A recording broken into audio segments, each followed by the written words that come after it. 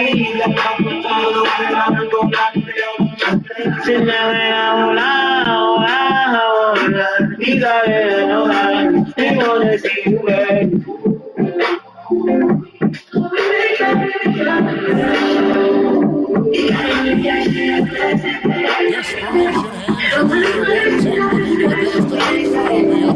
These are the NBA playoffs on TMac Sports. She got that white girl. As they go up against the 40-year championship series. This is Kevin Harlan with Clark Kellogg and Greg Anthony. 8 minutes to run down from the sideline. Take it over.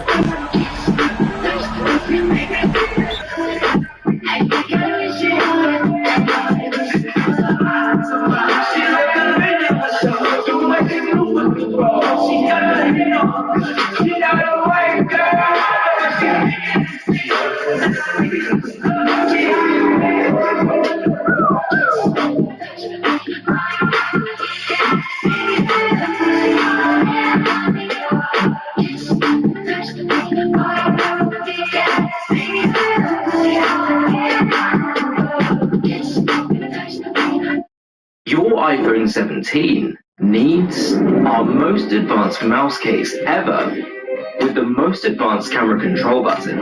And here's why. When people get the new iPhone, they normally go straight to Amazon, scroll, click, and buy the cheapest case that looks alright. It's cheap, it fits, job done. But then, corners split, buttons fail, phones break, and you wish you'd done something different. That's where Mouse is different. We've spent 10 years and millions of dollars perfecting our cases. We moved to China, worked 24 hours a day, and built a world-class team of in-house engineers, all to deliver this, our most advanced and thinnest range of iPhone cases ever, designed with up to 38 precision-engineered components. Jay-Z just did his first official interview in almost 9 years. Finally, he addressed the heavy accusations that surfaced back in 2025. But as the interview went on, people realized something was off. It didn't feel like GQ was interviewing Jay-Z. It felt like Jay-Z was interviewing Jay-Z. Instead of clearing the air, his words seemed to raise even more questions. In fact, he went out of his way to say something symbolically that almost everyone missed. Something that a former associate of Jay-Z recently came out and exposed. Today, we are decoding Jay-Z's 2026 GQ interview to reveal exactly what is telling us about who he truly is. The first thing Jay-Z addressed in his GQ sit-down was the elephant in the room, the 2025 allegations. As most of you remember, Jay-Z was at the center of a massive legal firestorm involving claims alongside his longtime associate Puffy.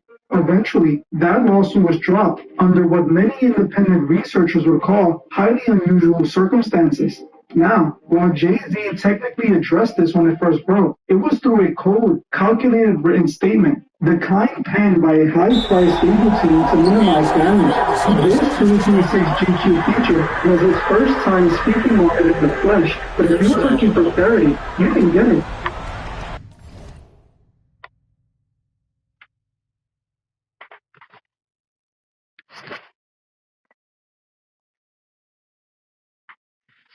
But if you're looking for clarity, you can get it. Before we even look at his words, we have to look at the structure of this piece. In professional journalism, you usually start slow, build rapport, talk about the legacy, and work your way up while hard-hitting questions. It's a technique designed to keep the audience locked in for the big reveal at the end. But in this 30-minute feature, these allegations were the very first thing they mentioned. Why? Because this wasn't a standard interview. It was a masterclass in PR damage control. They weren't worried about viewer retention. They were worried about narrative control. They wanted to ensure that every single person who clicked saw Jay-Z clear the air immediately so they could spend the rest of the time talking about his luxury brands.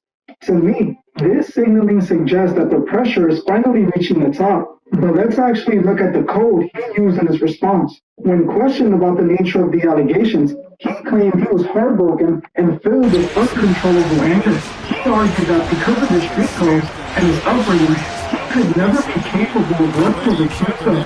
However, the interviewers found this hard to reconcile with the documented history we've seen over the decades. When you look back at the early days of his career, from the era of Beyonce's start to the persistent rumors surrounding figures like Foxy Brown or Rihanna, there has been a consistent pattern of young proteges being brought into the inner circle. If we're being real, street codes have never historically stopped anyone from certain behaviors. In fact, anyone who grew up in environments like the Bronx like me, or Brooklyn like Jay-Z, have seen firsthand how those in power often interact with those much younger than them. Jay's defense didn't actually address the root of why he was named in the first place. He didn't touch on the reports of private investigators allegedly showing up at the accuser's home in Alabama in a move that the J. Bill herself described as intimidating. He didn't address the sudden shift in his public relationship with Trump, claiming they weren't friends, despite years of high-profile appearances together. The biggest red flag, however, was the lack of pushback. The interviewer didn't ask a single follow-up question. There was no why or how after Jay-Z's denials. It was a one-way street, which came again when they pivoted to the Drake versus Kendrick segment. This is when the conversation shifted to one of the most debated moments in recent music history, the 2025 Super Bowl. If you remember, the streets in the industry were practically certain that Lil Wayne would headline the show in his hometown of New Orleans. But then, Jay-Z made the executive call to select Kendrick Lamar instead. To the casual fan, it was just a business move. But to anyone paying attention, this felt like a strategic chess move aimed directly at Drake. Think about the optics. Lil Wayne is the man who discovered Drake and made him a global superstar. Kendrick, on the other hand, has just come off the most dominant rap battle victory in a generation, a battle fueled by his Not Like Us anthem. By placing Kendrick on the world's biggest stage to perform that specific record, Jay-Z wasn't just picking a performer, he was effectively endorsing the victory lap over Drake. Given the long-standing Cold War tension between Hov and Drake, the world saw this as Jay-Z finally throwing dirt on Drake's legacy. But in this GQ interview, Jay-Z claims none of that is true. He played it cool, stating he only chose Kendrick because he was having a monster year, and that it was nothing personal. But we have to ask, is that the full story? Once again, the interviewer provided zero pushback. There was no questions about why Lil Wayne was led to believe this thought was his, only to be curved at the very last minute. Jay-Z wants us to believe he's operating on a level so high that he doesn't even see these petty rap beefs. But let's look at the facts. Specifically what DJ Academics uncovered during that wild legal deposition last year. For those who missed it, Academics exposed internal communications within the Rock Nation that were inadvertently revealed during the deposition. When I started my record label, the business side of things, taxes, finances, definitely felt like adulting. But just because you start your own thing,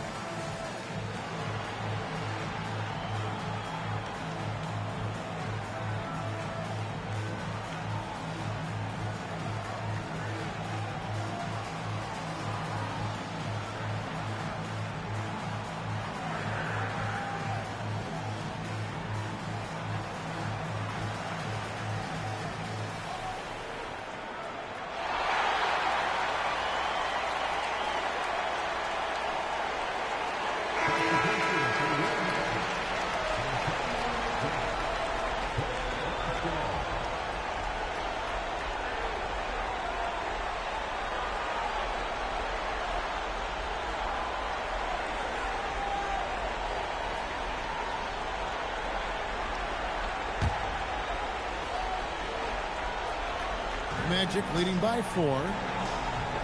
He has got to hold the position for, in the case of Milwaukee Cooper versus maybe for the next time. So they asked him for an exhibit. They said, hey, exhibit girl, could you put up an exhibit that we want to show? Sure, you said put up an exhibit. Show the screen. And I see the chat. I see the chat. Put in. Oh! You want to see it? Act funny as fuck. Look at this. Look. I don't know why you talking about OB. What is OBO? I don't know why. Little man will in their Slack. I think it's Slack. They say OBO. I don't know. Interesting part. Tell that. By the way, I posted. Whatever. I told you I would give my phone while I'm answering questions. But tell that. If you're a lawyer, then why would you need to tell that? Who's that? It only does it. I know that. I could be wrong. With these types of passes. Desiree Perez, the co-founder and chief executive officer of Rock Nation. These weren't just random emails. They were notes showing that Rock Nation's top legal team and CEO Desiree Perez were actively looking into and discussing figures like Drake and Nicki Minaj. This is the smoking gun that contradicts that I don't care persona Jay-Z put on for G2. If your legal team is obsessed with your competitors' moves, then your business decisions like the Super Bowl lineup are undoubtedly influenced by those same rivalries.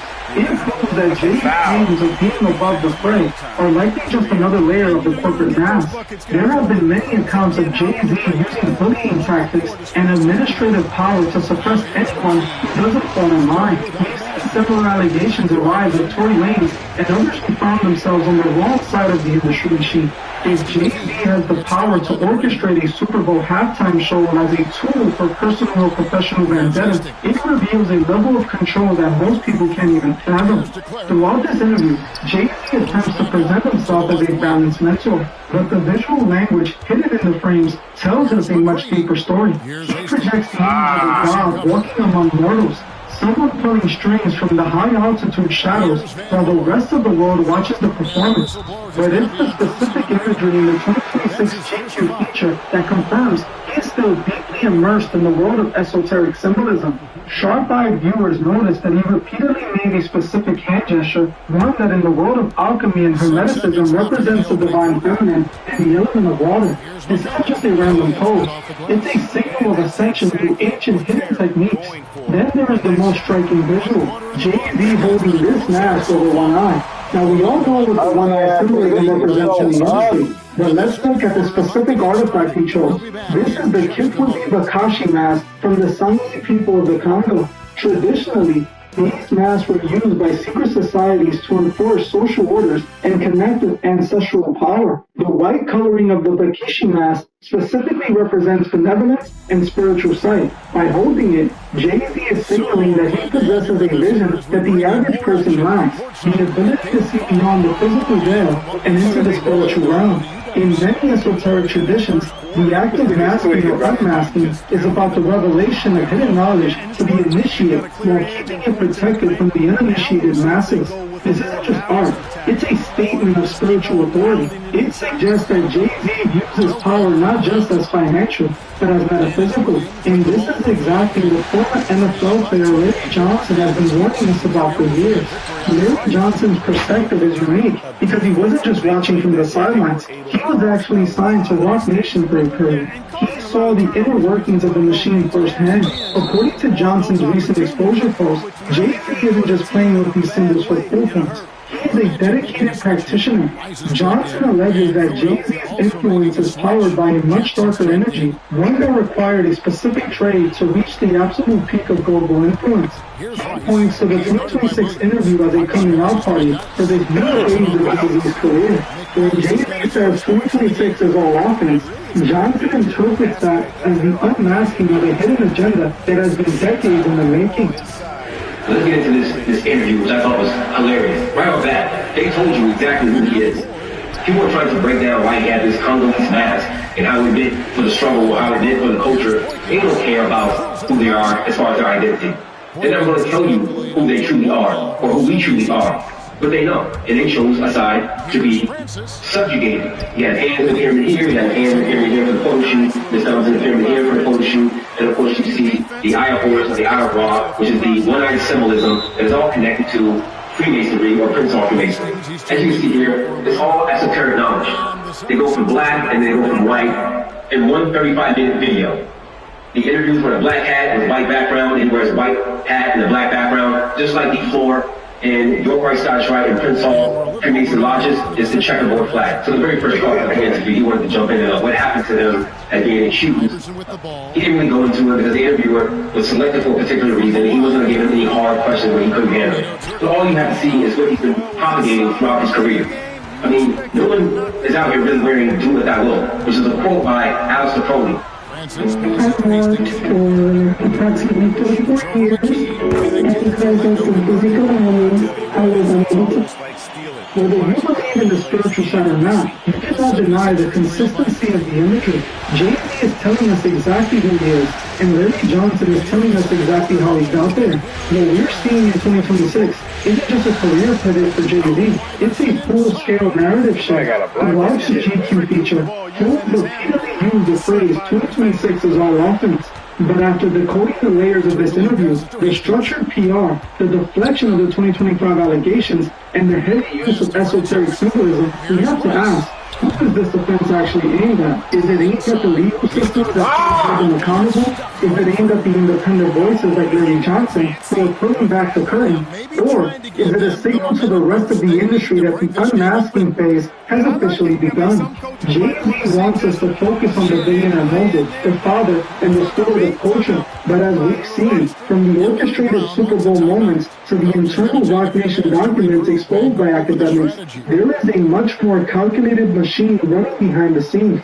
When a man of this much influence starts talking about darker music and spiritual sight, we should probably take him at his word. The question I have for you today is simple. Do you think this interview cleared Jay-Z's name, or did it just reveal how much power he truly wields over the narrative? And more importantly, do you think Larry Johnson is right? Is there a darker energy fueling this 2026 offense? Because it seems all these massive icons have to get involved in this side of the industry to cross to the next level. Like we all recently saw with Kanye West. Just last year, Kanye's career was in a dire state. But this year, he's performing at sold-out stadiums in front of tens of thousands. A performance that, just like this interview, tells us how Kanye made it to the very top. If you want to know what Kanye's recent performance at SoFi Stadium is actually revealing, watch this video right now. Also, if you're interested in videos that go a step further in revealing the truth without the fear of censorship, consider checking out my Patreon. I just released a new video where I review my thoughts on the stuff happening in the world right now. Trust me when I tell you, you don't want to miss that episode. You can find my Patreon in the description. And if you want to support unfiltered content, make sure to like this video and subscribe to join the truth movement. I want to thank you all for watching, and I'll see you guys in the next one.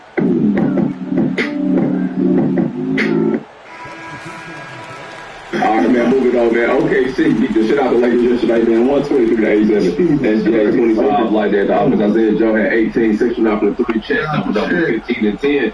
Go ahead and look the highlights, man. Those Lakers are completely undermanned. LeBron didn't play last night as he should have. Because he got too much to do in the playoffs. He's playing these niggas right now, man. So okay. I like that. Nah, that's different. What Doug's better than this? My boy Bronny. Bronny got a ball? You know what it is? Hey! Oh, that was Bronny. Yeah. His head was at the ground, right? No, is this normal? No. Vanderbilt had a little issue with JJ that though. Pull up on JJ. Yeah, out the tunnel. Yeah, that's so bad, bro. You can't do that to him. He's hurting me. He's hurting. He's got it. They get some wrong. Wow. Yeah, asshole a little bit. His thoughts on the other eight after game.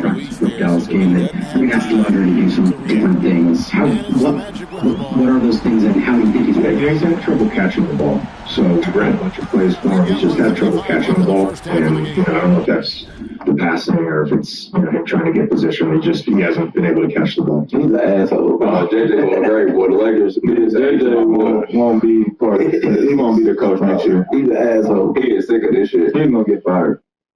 For sure, bro. Damn. And he don't even deserve to. It's not his fault. It's when his best players got hurt.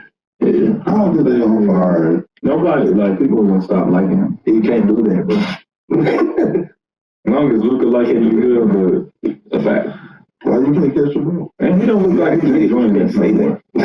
He about to go back to pod. Yeah, said, yeah, he's struggling to catch the ball. Like, you can't say that, bro. You're basically saying he said that. Damn.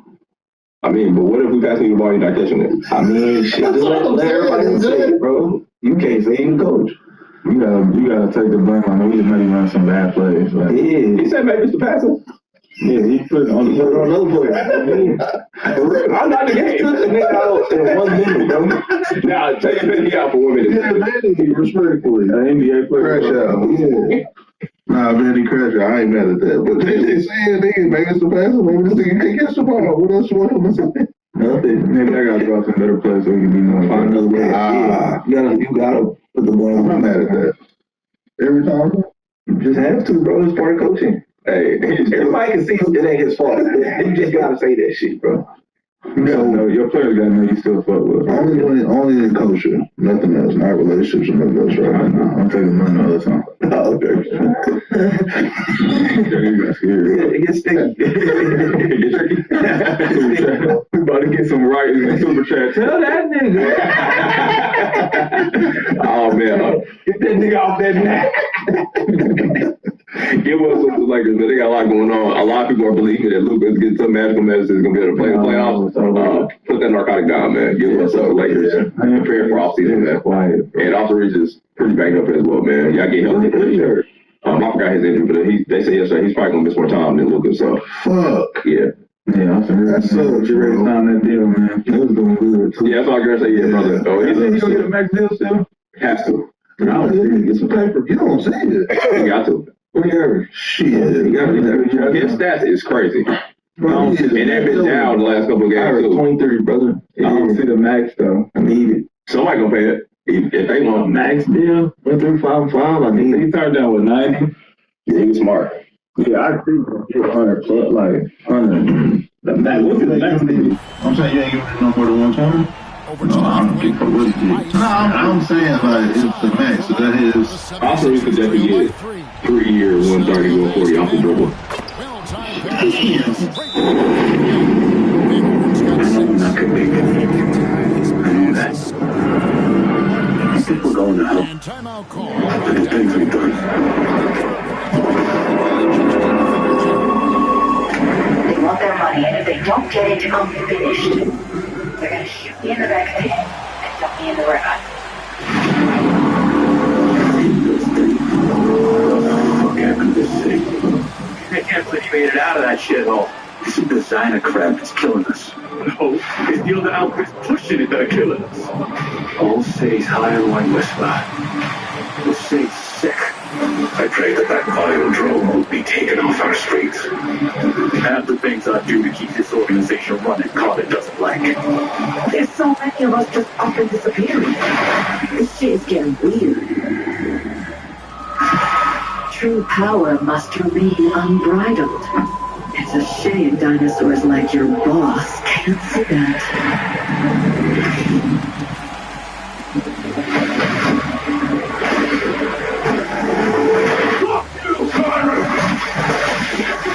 The only thing for people like me is to keep going. Keep grinding. Keep doing the work.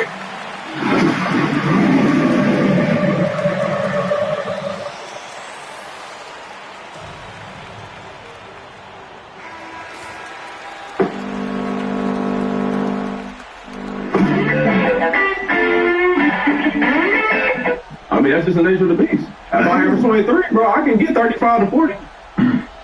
You ain't say 35 to 40. It said 3 years, 150. I said 140, 130, 140. Even if it's 3 years, shit, it's cool. 5 years, 46. Yeah, I don't know if I said that. If I turn out 15, I need 30. Third down, cut him. Nigga, he turned down 3 years, 90.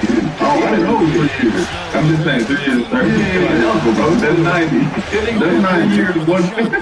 I said, yeah, 140. I can get that, bro. If somebody gonna pay out the rent for a year, somebody, yeah. Sign and trade. You know, 250. That's fire for sure. The biggest out of the Irish, I'm saying I just want the Lakers to do that. That's just magnifier 250. That's only from the Lakers. Yeah. I got the bird rights and stuff. But say if it's somebody else, it is 5-year 190. I mean, it may not be a 5-year deal, but somebody give him a 3-year deal for a 4-year 1. I can see somebody give him 4-year 150. Oh, he gotta get more than that, G. I need 40 every year, bro. I'm old, 46. He's got 12. 4-year 178. Yeah, I need that. I need that. I mean, he gonna get it for sure. White dude, it's for sure. It's crazy, my brother. They out of pocket. And a white dude. Hey, what you waiting? Yeah, he gonna get the 4-year 1. I'm just like, that's tight. Hey, shout to bet on this stuff. It paid off. Him and Jalen Durant. Yeah, play support for sure. For sure. Somebody, they definitely gonna take a chance, for sure. It wasn't until like moving on the super chat this morning. So fellas, with the league and 2 teams to the west, with a team that will get sent to the east, or will they just make it equal? They said Minnesota or Memphis will probably be one of the teams going to the east. Shout out to Memphis, man. Not the hotels. With the prizes for practice challenge, people say first place submitted a bracket or a final 4th weekend. Child Barbie, if Mike paid me, yeah, we investigating that. We got y'all though. Make sure I get y'all checking for sure. Did y'all hear about the WWE Transformers? Yep, we saw that and we're moving on. Shout out to BK for calling out there. Nope. I'm excited for WrestleMania. Yeah, we love him. Yeah, we ain't giving him no shout out either, man. Shout out to Memphis, love the city. It's not your hotels. Dr. Mutavius is truly the double chin on the SBBW. That is crazy. Man, what the S stand for, Mo? I have no idea, bro. These three goals, man. I have no idea. This face earlier, like PPO does with soccer. It's pathetic show. It's like it was last night. If you really take a shot, yeah. I know how that happens if you sat enough in the EuroLeague and stuff, and then you go down division, but that would never happen in the NBA. But I ain't mad at it. Notre Dame must be spending that 5-6 bro. It's in the bigger. Damn. Crazy good. We gotta go get Alpha. On the call, Alpha. Hopefully, bro. Y'all in the comments, man. Spam the comments. Don't pull up. That's our guy for sure. For sure. We get real so we can come. You got 20 piece, don't be sitting there. Moving to the big girl. Shout out to me, Kyle. Legendary for sure. Top 3 commercial. Hey, I was watching this dude Instagram called. He was doing all the commercials we grew up listening to. Y'all seen that dude? Nah. Like, he was naming like, I don't know, they were firing people that were with commercials. Yeah, no, they used to come on TV. I can't think of them right now. When he was putting all over the house, having flashbacks, listening to that shit. Alright, yeah, we need a link for that. And you gotta love the big bucket in the paint in this sort of a grind it out game. Discover Luca Belloni, where timeless Italian craftsmanship meets modern sophistication. Our collection reflects the dedication of Italian artists.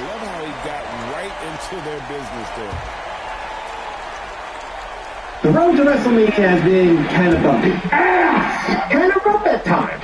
I'm the one on the phone! Now, some builds have been pretty fun and entertaining. Some have just boggled the mind. Tickets are still somehow available to lower the ticket prices. Am I so out of touch? No. It's the children who are wrong. We're going to have some fun today and go through the entire announced match card for WrestleMania Night 1, Night 2. We are going to grade how the build has been, how the stories have been. You already know how to build. And we're going to use the Canadian version of evaluation. So when you click the report card, one section you have is whether it's been excellent, good, satisfactory, or needs improvement. So that's how we do it in Canada. You can't beat it. Nobody fails. This also means that, yes, I am treating WrestleMania like a child. Let's first talk about the 6-man tag team match that's been announced. It's Logan Paul, Austin Theory, I Show Speed going up against the Usos and LA Knight. Yeah, and I get it. LA Light from Costco. Or he works at Dollarama, like one or the other here, I get it. Given this the grade is good to start off really next. I've enjoyed this. I really liked I Show Speed involved in all this. I am not somebody that likes having a ton of celebrities on TV on my wrestling show. But I thought Speed has done a great job. His interactions with Danhausen have been awesome. I fully expect Danhausen to get involved in that six-man tag team match just to make it even more gaga and silly. Have Danhausen show up and he tries to remove the curse from Speed, or he curses somebody else. LA Knight gets on the WrestleMania card, which is great. The Usos and Vision going at it for, I feel like, a year and a half. I think it'll be a fun match, but the build, I think they have done... What the fuck? Come on, man. To incorporate... Yo, Iverson is nice defensively, bro, but not like that. Usos Vision tag how many times he gonna strip me, bro? We already got that on TV. This has been great, I think, because of the... Give me that shit, come back. What the fuck is wrong? Stop hitting me. He hasn't interrupted and interfered with anybody, but because of Danhausen, he's right there, he's making all these mistakes. I'm looking forward to see what he will do. Next match is the unsanctioned match. Jacob Fox and Drew McIntyre. Also on the first hour free version of WrestleMania on ESPN, but that means that it's going to be on, like, for me, it's on Netflix, and it's on like ESPN Plus for everybody else too. This one I'm also giving a grade of good so far. Like, we still got another SmackDown or two to happen, but I'm still really intrigued in this. I think both guys bring a lot to the table. I think Drew is inherently a really great bad guy and can do really great storytelling. I love when they fell off the side of the building or whatever. Like, that was great. They do brawls throughout the entire show. It's just two guys that want to beat the tar out of each other. They hate each other. Both guys have a ton of motivation. Drew McIntyre hates Jacob because he cost him his WWE Championship. Jacob wants to get all his revenge and the comeuppance on Drew McIntyre. I've just found it enjoyable. I don't think it's going to be like a 5-star match, but I think because it's an unsanctioned match, you are going to get so much craziness. Now, the next match is going to be the women's match. Before we get into that, I would love if you guys would help me out and hit that subscribe button, because I look at the stats and I can see that over 50% of you click on the videos, you check it out, you hang out with me for a minute or two, but you don't hit the subscribe button. It helps us grow. It helps us get to bigger, wider audiences here. We're trying to hit to 100,000 subs this year, so I love your support. Let's talk about this fatal 4-way women's tag team turmoil match. It's a lot of words. Haven't loved it, to be honest. Like, much at all. Find your perfect tax expert. Whatever your tax situation might be. Nia and Lash, Big Nash, going up against Charlotte and Bliss, Bayley, Lyra, and the Bellas. Now, I believe the reports or rumblings is that Nikki Bella got injured fighting Nia Jax on SmackDown, so that's why we didn't see her on the recent episode of Raw. I have not enjoyed this. What I did enjoy was earlier in the year, a lot of the build. I think when Rhea and Io had the belts, I was having more intrigue. I liked Nia and Lash as champions. I liked them in that big, dominant monster role. I really liked the Charlotte-Alexa Bliss relationship, that dynamic, but I feel like they cooled that off. You know, the best buddies, but, you know, they fight and they butt heads a lot.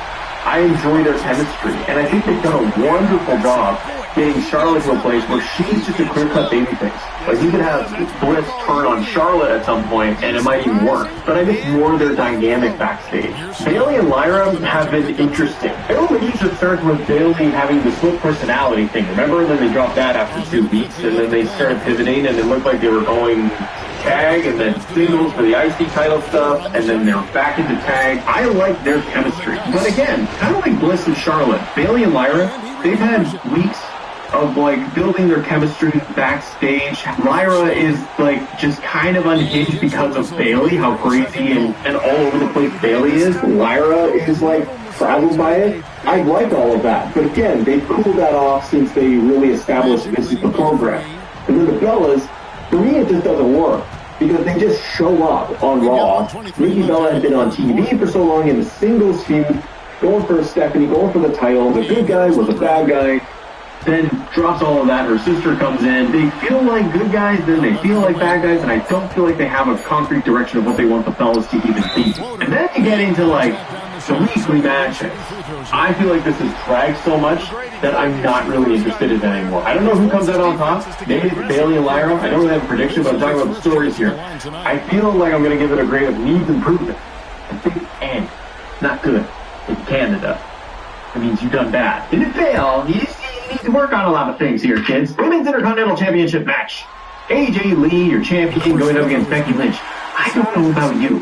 Please tell me in the comments how you feel about this. I am more just on the fence of just she's fine. Becky has the Intercontinental title, loses Intercontinental title. AJ Lee picks it up. The match at Elimination Chamber was good. They wanted AJ to have that moment at Chamber in Chicago to win the belt. I didn't love the match they did. Like, I thought it was fine. I think they were trying to tell a story of AJ Lee being too rusty in the ring, and then she had to find her flow and figure out how to overcome the odds of Becky. So like that kind of worked, but it was almost contrast to what they were building week to week, where AJ is baiting Becky to giving her the match. They weren't touching on at all about AJ being rusty and can she still hang, but that's the story they told in the ring. So I didn't find that worked at Chamber. And then since then, yeah, you've got one IC title match of Bayley and AJ. Bayley loses, Becky gets involved, and that sets up the match. And then we just had kind of, I think, standard promos. I think the sit down on Raw that they had, where they were just face to face,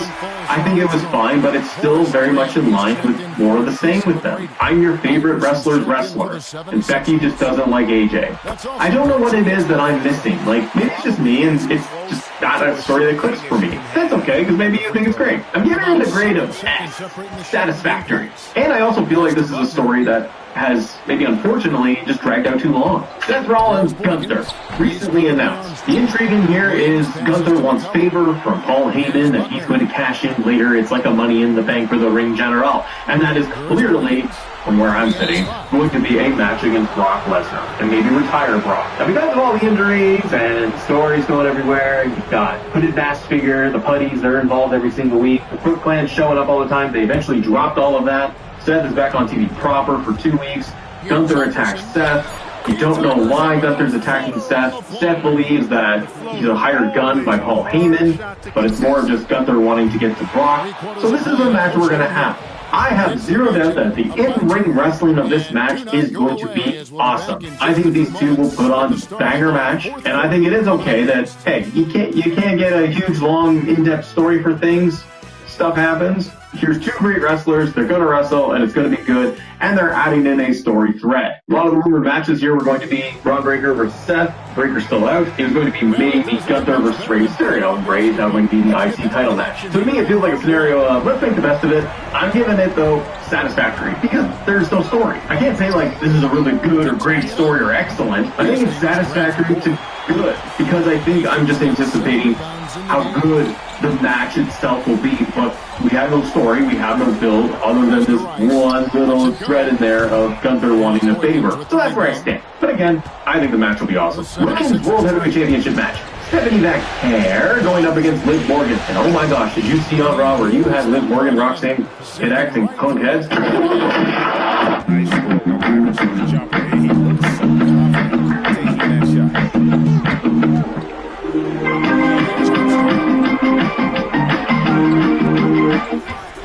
Left side, Turkaloo tries the spin move over Williams.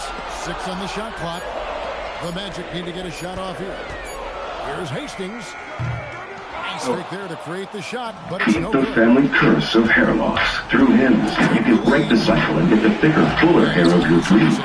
Genetics starting, but our range of personalized treatments can help you get ahead of it. Stop hair loss and regrow your hair in just 3 to 6 months with doctor-trusted ingredients like finasteride and minoxidil. See why 79% of customers say they wish they started treatment through Hims earlier. Take control of your own hair destiny. Start today at Hims.com. Iverson outside. Good Lord. Then they posted online, Liv's got a giant welt on her head. My goodness. And the television needs to be replaced. I'm going to give this a rating of good for the story overall. I haven't felt like it's been tremendous, nor do I think that it has been satisfactory. I think it's been good. I think the sit down they did where Stephanie's on and Liv, I think that was really good. He translated it. There's a little bit of fear of Liv Morgan. I got question marks of Roxanne's loyalty to Liv. Even Raquel, well, I'm really interested in what she was getting at WrestleMania. There's also the side quest story of Judgment Day, and they're laying out Finn, and he kicked out. So new dynamics in Judgment Day. Stephanie's been very aggressive against Liv. They did the part where Liv was going to choose who was she going to face, Jade or Stephanie. I thought that initial beatdown, while it was obvious, she went to SmackDown, came back. Then it was kind of obvious she's going to go for Stephanie. But I like that they did something like that to kind of stretch it out a little bit. I think that beatdown where Stephanie just come in and just annihilate everybody, I think that was vicious. So I am going to give it a grade of good. I think it still can use more focus on a week-to-week basis. Like, One thing I've seen pop up in comments, and I do agree, it's a little odd to me that you've had so much extra focus on Rhea and Jay, and we'll talk about that. Their match, getting them in tag team matches on Raw, they're on matches on SmackDown. They're getting so much TV time for Rhea and Jade, and a very good story. Liv and Stephanie, I think, is a better fit and a better story, and they haven't been given as much time to really get deeper into that. That's not giving them a great gut. Okay, so let's talk about Undisputed Championship match. Cody Rhodes going up against Randy Orton with confirmed Pat McAfee in his corner. Boy, oh boy, this is going to be interesting. How has the build been for you? And how would you grade Cody versus Randy? It's like the tale of two builds, ladies and gentlemen, because you had a good thing going. You had a straight-up feud of Cody, Randy, and it was going just fine. You had a little intrigue in there of who's on the telephone. You had Randy go heel and annihilate Cody, making him bleed, smacking him with the chair. That beat down the contract signing, I think, was awesome. It was so good. It's what you wanted. You were telling a really interesting story, and you could have pulled on more history. I was into it. I felt engaged. I was satisfied with this being a main event.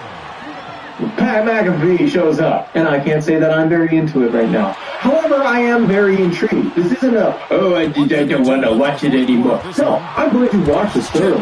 If it's a train wreck, I love a good train wreck in wrestling. I can't look away. I want to know what they're going to do. So I'm interested. I'm still very interested, but somewhat for the wrong reasons. Pat McAfee went on his show. He's talking endlessly now about how it's all about Randy Orton. Randy Orton's the future. He's doing this for Randy.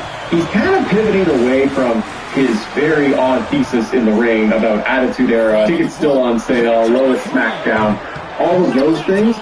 He's kind of stepped away from that, at least in the short term, and all of his comments are really focused on Randy Orton is the guy. We know that. We didn't need Pat McAfee to tell us that. You know, depending on how this all could have gone in an alternate timeline, where Pat McAfee was not the guy, and maybe they never did the telephone thing, of like who's on the phone, or they put someone else who would be way more interesting in there, I would have said that this has been an excellent story. Again, depending on how like the final 2 weeks go, because SmackDown before WrestleMania, I imagine, is video package. I'm moving this to good. It was pretty excellent to me because I was very invested. I really enjoyed Randy's aggression. I wanted to see more from Cody and really get up to that level of a Randy Orton, like Stephanie McMahon outlined. I thought her inclusion was interesting. Then they did the Pat thing, and I just think it went off the rails quite a bit. Now they got to recover somehow. So I'm saying that the feud is good, but I'd love to know what you guys think in there. WrestleMania Night 2, everybody. Let's go. You have 2 matches that are on the first free hour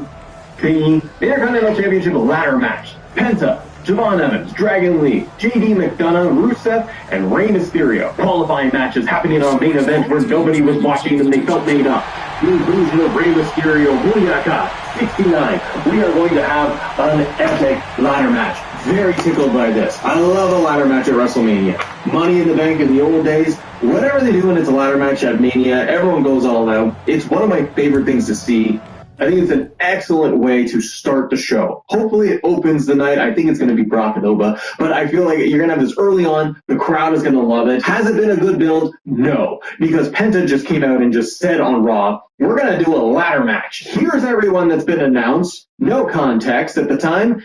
Here you go. Let's slap in Rey Mysterio for you. Let's have a good time. And I'm okay to have a good time for just a little bit of time, everybody. That's what she said. Satisfactory is my greeting, unfortunately. I can't say this is a good build. I'm talking about the build. I'm not talking about the match. I'm not talking about what this match will be. I think the match will be excellent. It'll be great. People's going crazy in there. Javon Evans is going to do a cutter off the top of the ladder. That's happening. I'm Dr. Beachjam, a pediatric physician, and I'm excited to partner with Goodnights again to help parents better understand bedwetting. Remember, bedwetting isn't something they're doing, it's something that's happening to them. Bedwetting is normal, common, and temporary. Your small business taxes handled. All your unique deductions found. Keep more money with your business. Ray, Don't blow out your body. But it's satisfactory because there's no build. There's no build. I'm moving on. Femi versus Brock Lesnar. This has been announced to be on that first hour thingy, and I do think that this opens the show. Why? Because Brock Lesnar likes to have either opening or close so he can go home. And I'm giving this a rating of excellent. I am. I'm teetering on good only because it's, as of this past week on Raw, it has felt a little bit of the rinse and repeat. Like, let's have Triple H in there, let's have pull apart, keep them away. I understand that's the build. You're trying to create this very big spectacle match. But man, oh man, every single week you have built Femi up with Brock Lesnar. Oba is over. Brand new star. Feels like a main eventer. Brock has sold it. The crowd has been so into the smallest thing that these two have done. This is not needed giant 20-minute promos to sell it. It's been a clothesline over the ropes, and the crowd went insane. A fall from grace, the crowd goes insane. So them being able to do just little things, one move on each other, a stare down, the crowd has been nuts. So I gotta give all the kudos to these guys in building this because they didn't need anything complicated. And they've kept it that way.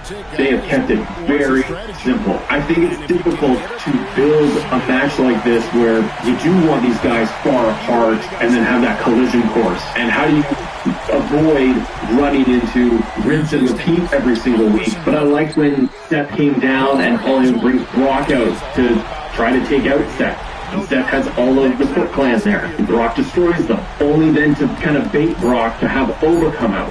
So I like that overlap of story too. Going back to the Royal Rumble, that was a huge moment to kick everything off, and I'm glad they're following through with that. So I'm giving the story an excellent. It'd be my favorite thing, I think, to watch every single week leading the Mania. They could fumble it at the 1 yard line, football reference, Pat McAfee, but we'll see what happens. Another match is not announced. At the time I'm recording this, and I think it will get added, and it's odd that they haven't done it yet. Asuka versus Io Sky. Kairi Sane is on the line. I feel like this will get added, and I feel it will get added to night 2, because according to my calculations, I think right now there are more matches on night 1 than night 2 by 1 match. So I feel like that is going to be the match. And how is Triple H going to keep Io Sky and Asuka off the show? He loves that. I will say that this is a rating of good because you've had so much time of Rhea and Io being built around their feud with Asuka and Kairi Sane and the relationship with Asuka and Kairi. And Asuka tormenting Kairi, pulling her away. They need to pay this off. You need the turn of Kairi Sane to turn around and smack Asuka and get that big feel-good moment. So there's history between Asuka and Io. They keep leveraging it every single week. And I want to see the big payoff for Kairi Sane mostly. United States Championship match. Gingerbread Man versus Trick Williams. And Sami Zayn, Trick, U.S. title. Little Yachty may or may not be ringside for that. I don't know. I would assume so. This, I'm giving it a good.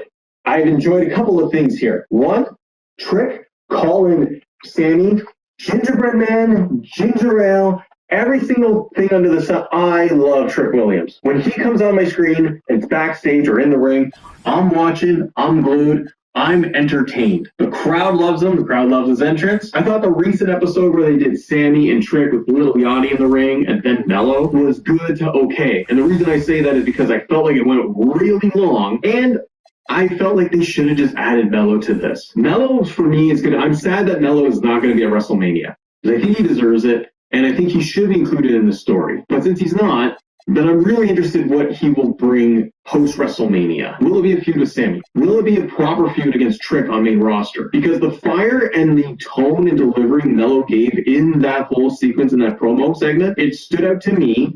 It felt different from Mello's previous work, and I was bought in. And the fans, I felt like, were really getting behind him. But there's so many other pieces involved in all of this. So fans are like, we like kind of the underdog, aggressive version of Mello right now. We really like Trick Williams because he's just entertaining. And Sami Zayn, could he turn heel? Now, I know he's already turned heel. It's been on the water bottles every single week. So I think it's good. I've really enjoyed just every segment that Trick has been in, and it's more of like kind of interested to see where they will go with Sammy after this. And then also Mello. David Balor versus Dom Mysterio. I'm giving this a grade of satisfactory right out of the gate. Why? I don't feel like it's been that great because Dom and Finn have all this amazing history to mine from, and I felt like WWE did none of it. Building month after month. Again, rewind the tape. We had so many times for felt like 2 years where where Finn and Dom were coming at odds, where they were constantly battling against each other. They would tease stuff. You would have Finn get involved in Dom's match and then pull away. He would cost him a belt. They would tease this thing forever, and we're finally getting it. And we got the split of Judgment Day. Finn was starting to go face because he was facing CM Punk and doing it on his own, and he was able to hang. Judgment Day destroys Finn Balor, and then they kind of all went their own separate ways. I know at one point Dom was injured, he was off TV, but he kept the IC title. I think that was a mistake. And so in the main part of the build to WrestleMania for these two, it has just been promos. One beatdown that we saw with Dom beating down Finn with JD's help. JD also not being a factor in all of this. He's a close tied friend. He was a big friend of Finn Balor, and they didn't explore it. I think that deserves some exploration. Maybe JD dealing with, well, what do I do here? Yeah, he had to beat him down because Finn betrayed him, but you could still have JD dealing with the outcome of that and the fallout. But they didn't do any of that. Nobody's had a problem with Finn Balor.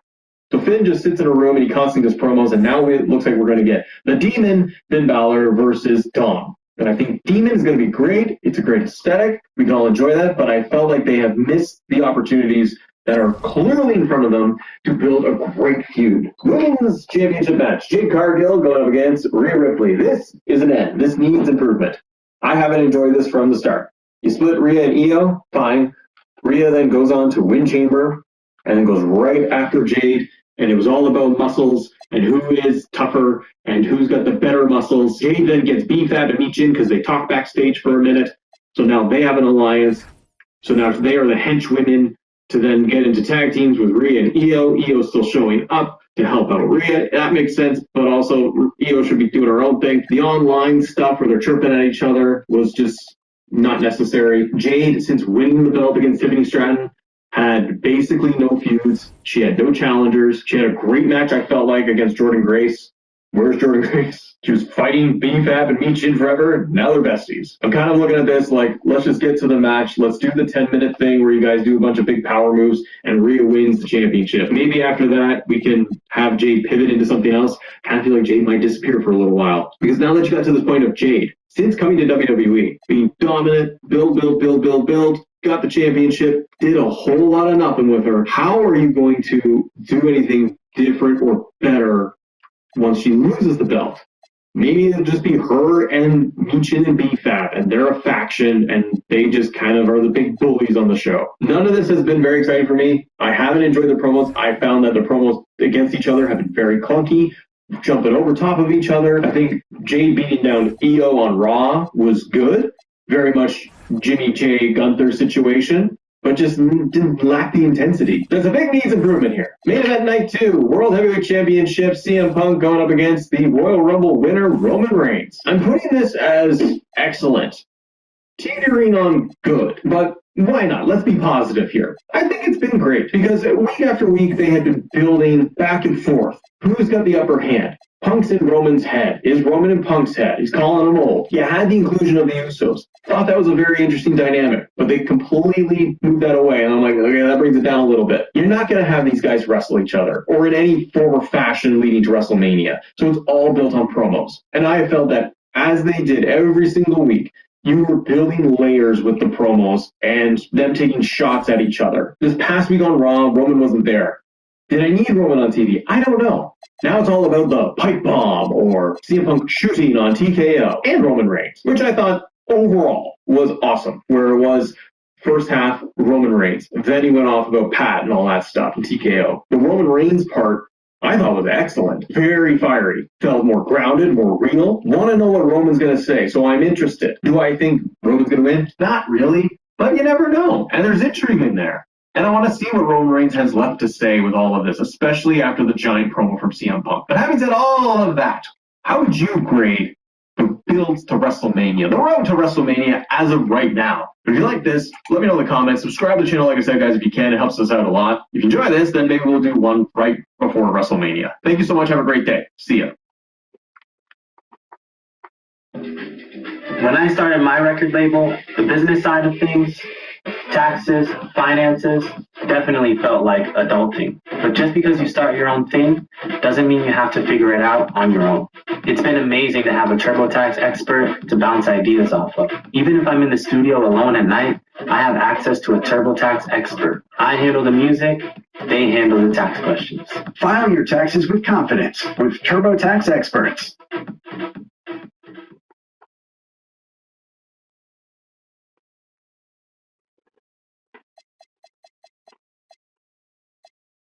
Get in the game with Fanatic Sportsbook. New customers get 10 days of up to $100 bet match. That's up to $1,000 in fan cash. Plus, earn up to 10% fan cash on your bets. Win or lose, it's time to switch to Fanatic Sportsbook. Sign up now.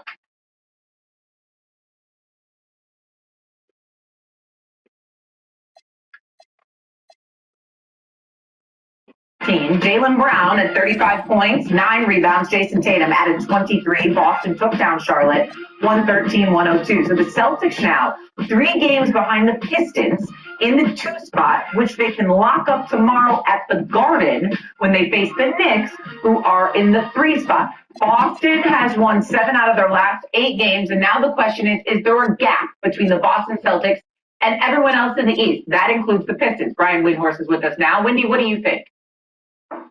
Good morning, gentlemen. By the way, Doug, I went to the Angels game on Sunday. Now, I'm here to tell you that Mike Trout got slammed in the hand by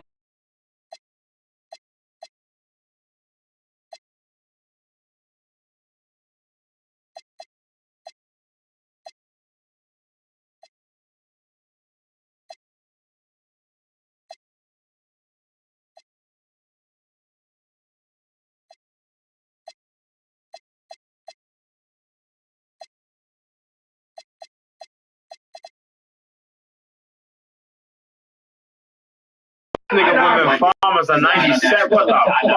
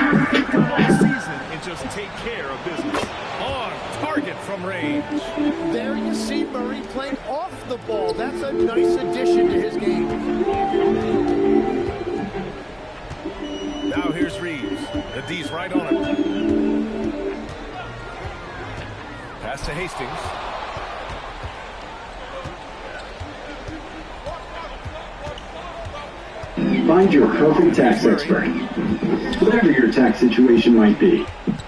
Williamson inside. He's covered by Reeves. Hand off your taxes to an expert who gets you with TurboTax Expert Full Service.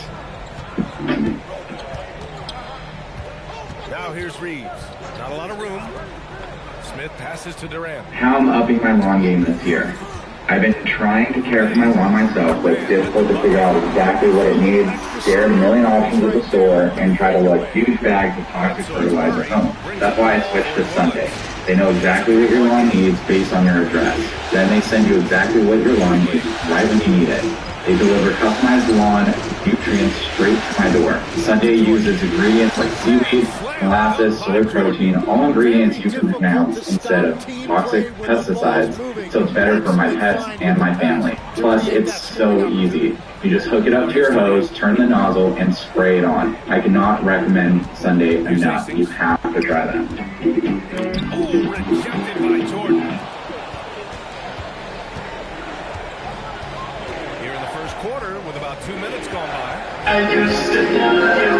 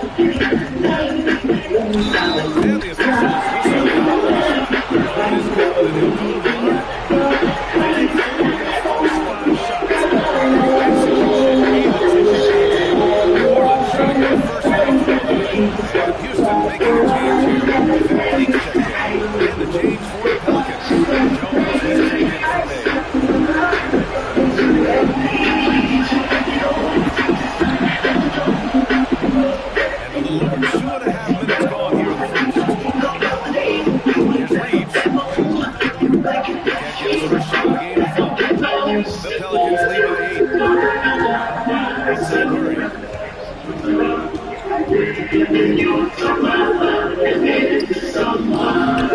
go. That makes him 2 for 3 in this game.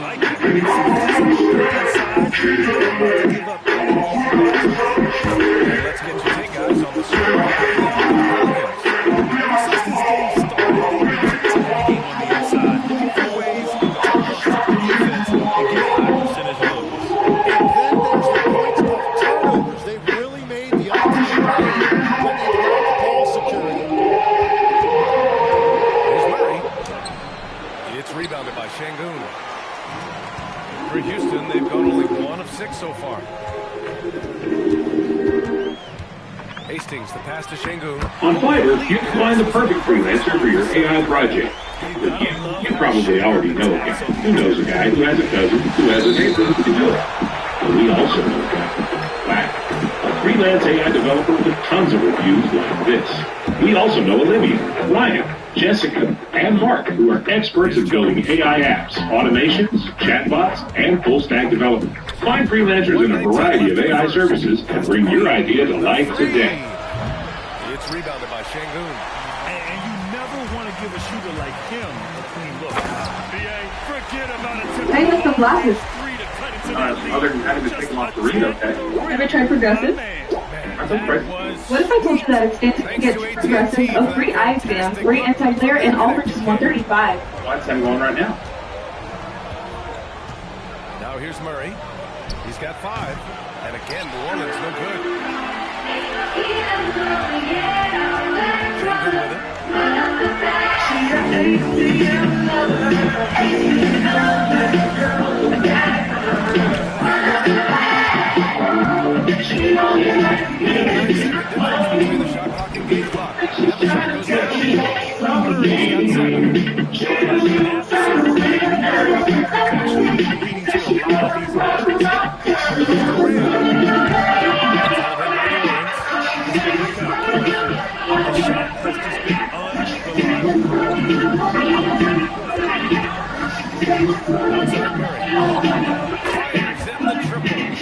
He's got 10.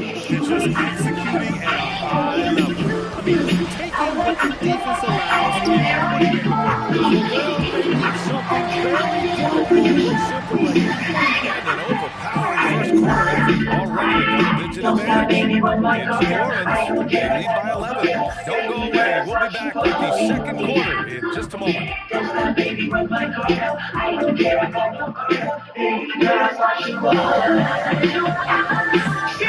And time for us to get back into it here in game 1. Well, guys, the Pelicans have been rolling the ball.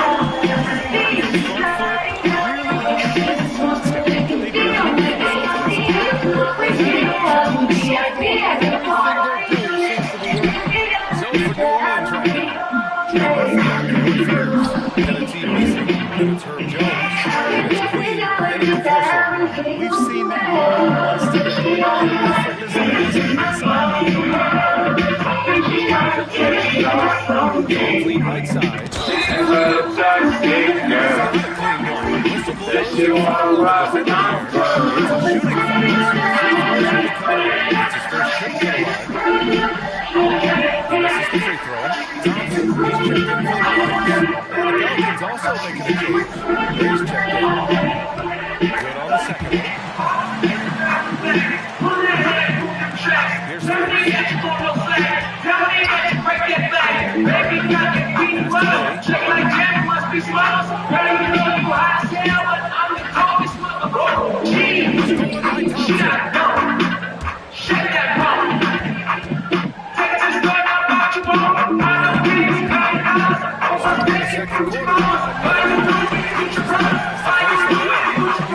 Thompson does a good job of sneaking into the lane.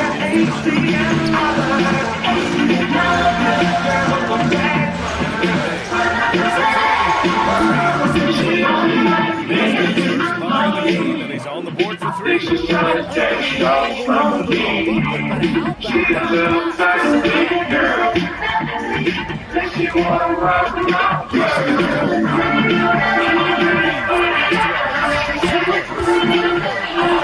There's some nice rhythm to that play. New Orleans leading by 11. Here's Spears. Outside Jones. From the arc. After missing his first attempt, now 1 for 2. And the defense is really allowing them too much room on the perimeter. And so Nba2k26 decides to call timeout. Coach probably just checking to make sure everybody's on the same